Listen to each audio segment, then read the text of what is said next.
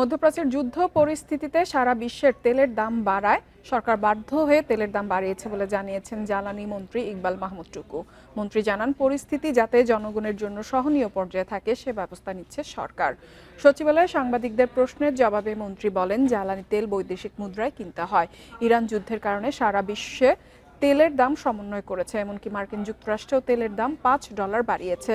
মন্ত্রী জানান, যুদ্ধ শুরু হওয়ার পর থেকে সরকার যে দামে জ্বালানি আমদানি করছে তার চেয়ে কম রেখেই তেলের দাম সমন্বয় করা হয়েছে, যে কারণে জ্বালানি তেলে সরকারি ভর্তুকি অব্যাহত আছে।